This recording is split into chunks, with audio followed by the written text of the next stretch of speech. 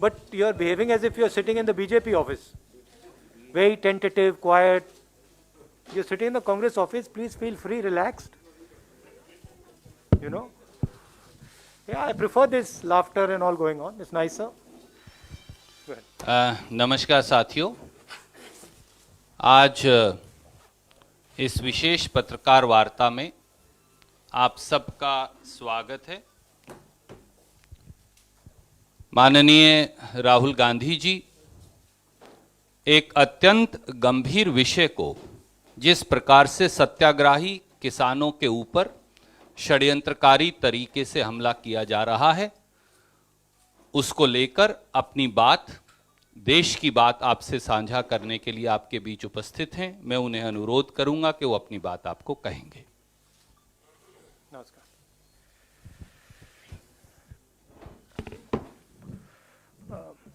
नमस्कार। Good afternoon.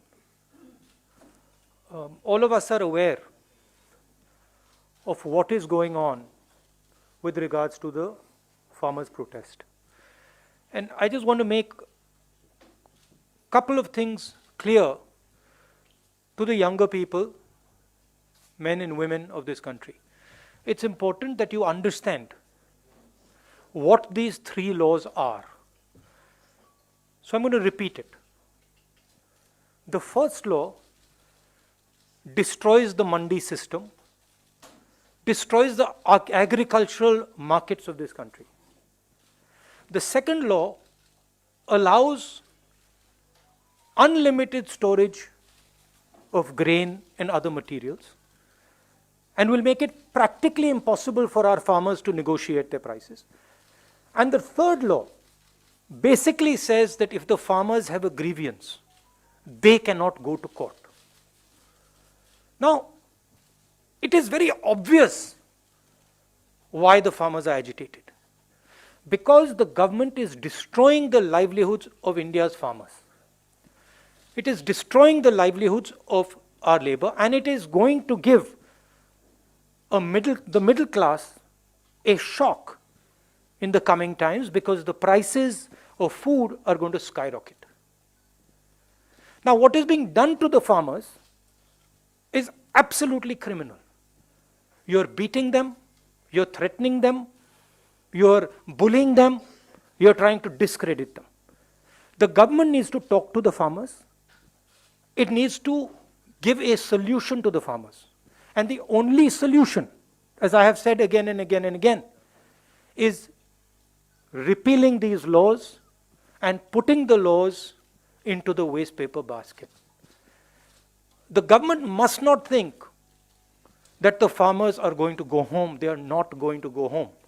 And my concern is that this situation is going to spread. We do not need this situation to spread. We need a conversation with the farmers and we need a solution. So that is broadly what I wanted to say. Hindi में बता देता हूं और देश के युवाओं को मैं कहना चाहता हूं, ये जो 3 कानून हैं इनको समझने की जरूरत है। पहला कानून है जो हिंदुस्तान के मंडी सिस्टम को, एग्रीकल्चरल मार्केट्स को खत्म कर देगा, नष्ट कर देगा। दूसरा कानून है जिससे हिंदुस्तान के सबसे बड़े बिजनेसमैन, 3, 4, 5 बिजनेसमैन जितना भी अनाज स्टोर करना चाहते हैं, जितना भी अनाज होर्ड करना चाहते हैं, लाखों टन वो कर सकते हैं। अगर इनको ये इजाजत दी गई, किसान दाम निगोशिएट नहीं कर पाएगा। और तीसरा कानून, सबसे अजीब कानून, कि किसान अपनी कठिनाई को कोर्ट नहीं ले जा सकता। ये 3 कानून के लिए किसान दिल्ली के बाहर खड़े हैं और सरकार इनसे बात करने के बजाय, सिचुएशन को रिजॉल्व करने के बजाय उनको धमका रही है, पीट रही है, एनआईए का प्रयोग कर रही है, उनको डिस्क्रेडिट करने की कोशिश कर रही है। सरकार को एकदम इन 3 कानूनों को वापस लेना चाहिए, रद्द करना चाहिए।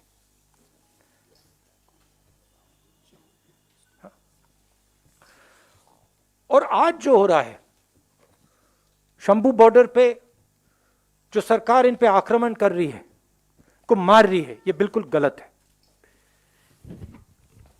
अब आपके सवाल। Thank you sir. we'll start. Yes sir. Siddharth, we'll begin with you.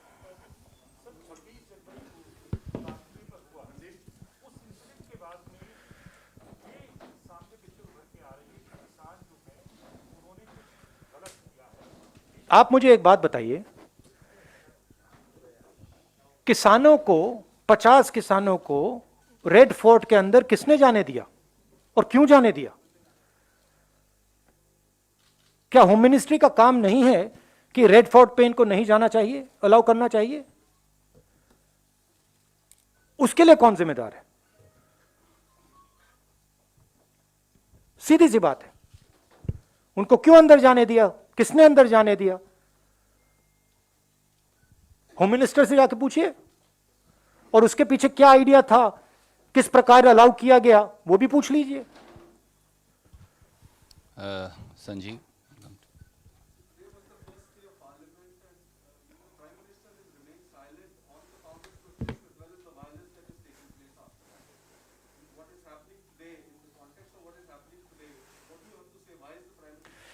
See, the Prime Minister, as I said in a speech in Kerala, this is the biggest transfer of wealth. The biggest transfer of wealth from the largest number of people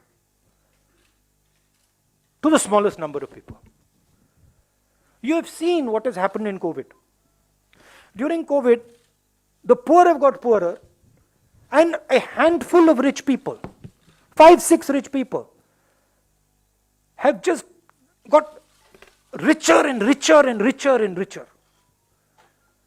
This anger that you're seeing among the farmers, this is that anger. That 5 people, 7 people have everything, we have nothing. और जो हमारा था वो भी ले रहे हैं। तो प्रधानमंत्री क्या बोलेंगे? प्रधानमंत्री इन 5 लोगों के लिए काम करते हैं,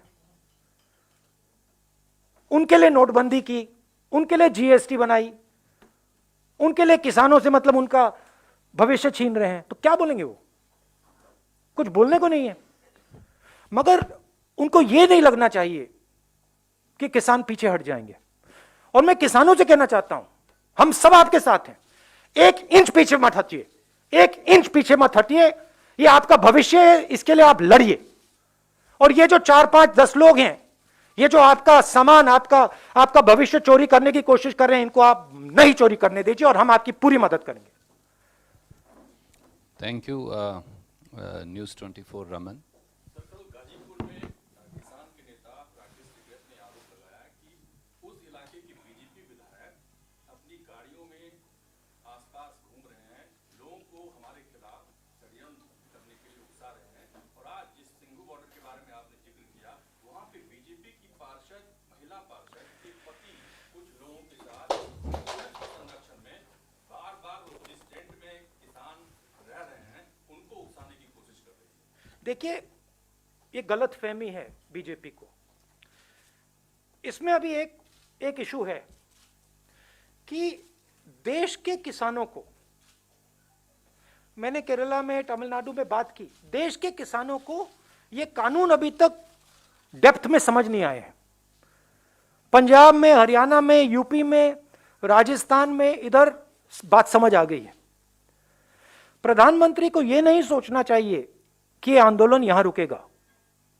यह आंदोलन, मैं बता रहा हूं, यह आंदोलन किसानों से शहरों के अंदर जाएगा, क्योंकि सिर्फ किसान गुस्सा नहीं है।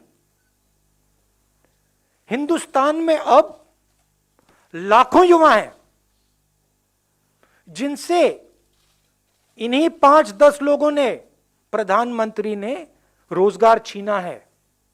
उनको भविष्य नहीं दिख रहा है। ये पूरा का पूरा आंदोलन शहरों में फैलेगा। मैं प्रधानमंत्री से कह रहा हूं, उससे नुकसान होने वाला है, देश का नुकसान होने वाला है। आप किसानों से बात कीजिए, इस सिचुएशन को रिजॉल्व कीजिए, इन कानूनों को वापस लीजिए, नहीं तो देश का नुकसान होगा। सुनील फ्रॉम देखिए, ये जो इंस्टेबिलिटी है, इस इंस्टेबिलिटी से देश को फायदा नहीं हो रहा है। ठीक है, अन्याय किया है, अन्याय को ठीक करने के बिना इंस्टेबिलिटी नहीं जाएगी। मगर मैं कह रहा हूं कि इंस्टेबिलिटी से फायदा नहीं है, बातचीत करना है और इसको रिजॉल्व करना है, जल्दी से जल्दी करना है। Sir, I come back to a question I asked Randeep 2 days ago, Yeah. which is basically a Did he not answer it? he answered it, but I want to give you all the boss. There is a pattern. If you saw the JNU attack, there was a very concerted attempt of Desh Maro Gali Salo. It doesn't even come to my thinking, but this is basically this, and they did it in the night. Again, we saw on Red Fort Day. Today, again, we are seeing some incidents. So there is a pattern in terms of how there is a disruptive element that is being done. You have said the Home Minister should be asked. Don't you feel the Home Minister should resign? Somebody should take responsibility, because after the Union Jack, the British flag was brought down after India's independence in 1947. For the first time, we are seeing an attempt from the Red Fort. I think absolutely the person who has allowed this to happen should resign, but there's no way he's going to resign. I mean, the BJP doesn't take responsibility for its actions, so I don't expect him to resign. But the whole idea is to discredit the farmers. Look, this is a genuine voice. This is a genuine voice, and it is the voice of India that is speaking. ये देश की आवाज है, प्रधानमंत्री को सुननी ही पड़ेगी। और मैं बता रहा हूं, अगर नहीं सुनेंगे ये फैलेगा, ये बाकी प्रदेशों में जाएगा, इसको आप सप्रेस नहीं कर सकते। मेरा काफी एक्सपीरियंस है, अब 15 साल पॉलिटिक्स का एक्सपीरियंस है, इसको आप सप्रेस नहीं कर पाएंगे, ये फैलेगा और जोनों से फैलेगा। पीटीआई भाषा अनवर। आज पुलिस की मौजूदगी में वहाँ हिंसा हुई है सिंधु बॉर्डर पर, और ऐसा लगता है कि लोकल बनाम फार्मर, हरियाणा बनाम पंजाब को पेश करने की कोशिश की जा रही है। इस पर आप उसको क्या, उसको लोकल बनाम फार्मर्स बताया जा रहा है कि स्थानीय लोग विरोध कर रहे हैं, हाँ हाँ और कहीं न कहीं कहा है कि पंजाब बनाम हरियाणा भी हो रहा है। हाँ। इस बारे में आपका क्या कहना है? और पुलिस की एक बात बताइए, ये कितने 70 दिन हो गए अप्रोक्सीमेटली? ये महीनों से यहां खड़े हैं, 10-15 लोग तो नहीं है ना, लाखों लोग हैं, तो कुछ ना कुछ तो होगा, कुछ ना कुछ तो इनकी फीलिंग होगी, इनका दर्द होगा। ये सबके सब, मतलब लाखों लोग बस ऐसे ही खड़े हुए हैं क्या, बिना कोई कारण? कोई ना कोई कारण तो है, सिंपल कारण है, आप इनका भविष्य इनसे छीन रहे हो, आप हिंदुस्तान के एग्रीकल्चरल सिस्टम को तोड़ रहे हो, आप अपने 2-3 मित्रों को पूरा हिंदुस्तान का एग्रीकल्चर सिस्टम पकड़ा रहे हो, और आपको लगता है कि कुछ नहीं करेंगे। अगर आपके घर में रात को चोर आए, आप अपनी उसको रोकने की कोशिश नहीं करोगे क्या? करोगे। तो हर किसान के घर में चोर घुस रहा है, नरेंद्र मोदी जी उनको डाल रहे हैं अंदर, और किसानों, नरेंद्र मोदी जी को लगता है कि किसान कुछ नहीं बोलेगा, घर चला जाएगा। कैसे? सवाल ही नहीं उठता। और चोरी सिर्फ किसानों से नहीं हो रही,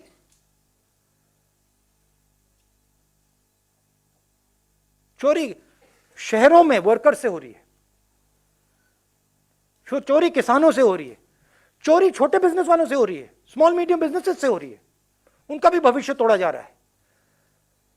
तो अगर ये सोचें कि भाई ये सिर्फ किसान की बात है, गलत है। ये किसानों से मजदूरों तक जाएगा, शहरों में जाएगा, स्लम्स में जाएगा, फैलेगा ये। Thank you Saeed.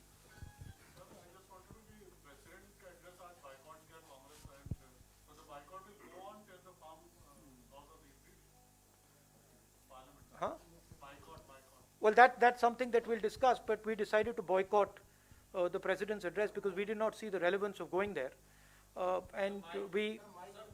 Oh, and we didn't see the relevance of going there, and we wanted to stand in solidarity with the farmers. We'll decide that, and I don't think we need to tell you that now. दाना राहुल जी, आपने कहा कि आप किसानों के साथ हैं, क्या ये मोरल सपोर्ट की आप बात कर रहे हैं या कांग्रेस लॉजिस्टिकली भी सपोर्ट करेगी? एक और इसी सेट है सवाल मेरा, क्या आपकी फार्मर लीडर्स से फोन के जरिए या किसी प्लेटफॉर्म पर मुलाकात या बात हुई है? देखिए, हमारा गोल है कि ये जो चोरी हो रही है, इसको मैं चोरी कहता हूं और कुछ नहीं है, ये चोरी रोकी जाए। ये हिंदुस्तान के 60% पॉपुलेशन के साथ चोरी की जा रही है, उसको हम रोकना चाह रहे हैं।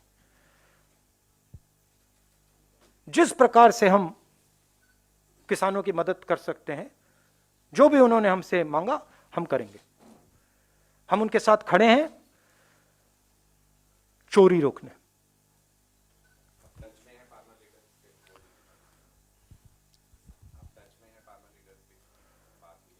मैं डायरेक्टली टच में नहीं हूं, बट हमारे लीडर्स मतलब इंफॉर्मेशन तो आता रहता है। 26 जनवरी को जिस तरीके से आईटीओ पे ट्रैक्टर्स चलाए गए, इसके बाद हमने देखा कि कई पुलिसकर्मी थे वो भी चोटिल हुए।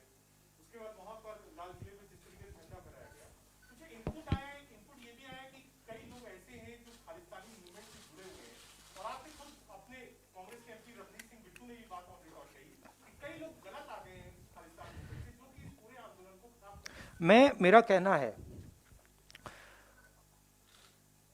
आपने एक स्पेस खोली हुई है, आप किसानों से डिस्कस नहीं कर रहे हो। आपने मतलब एक यहां पे आंदोलन खड़ा है, पॉलिटिकल स्पेस है, आपको जल्दी से जल्दी उस स्पेस को बंद करना चाहिए। आप सरकार है, क्योंकि इससे देश का फायदा नहीं हो रहा है। तो हमारा कहना है, इसको आप जल्दी रिजॉल्व कीजिए, आप टाइम जाया मत कीजिए। इसमें जो हमारे किसान हैं, उनसे आप जल्दी से जल्दी बात कीजिए और इसको रिजॉल्व कीजिए और सिचुएशन को ठंडा कीजिए। यह हमारा कहना है।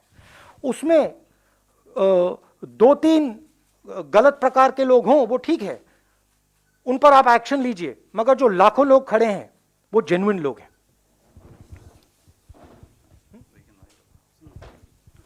Thank you so Any much. last question?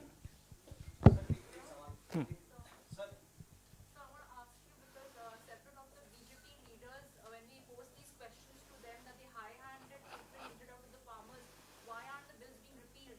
They are saying we are ready to debate, we are not willing to withdraw our laws, and the Congress. But tell me one thing, simple thing. BJP said we will withdraw these laws for 3 years, right? 2 years. If you're ready to withdraw them for 2 years, why can't you withdraw them? What is the problem?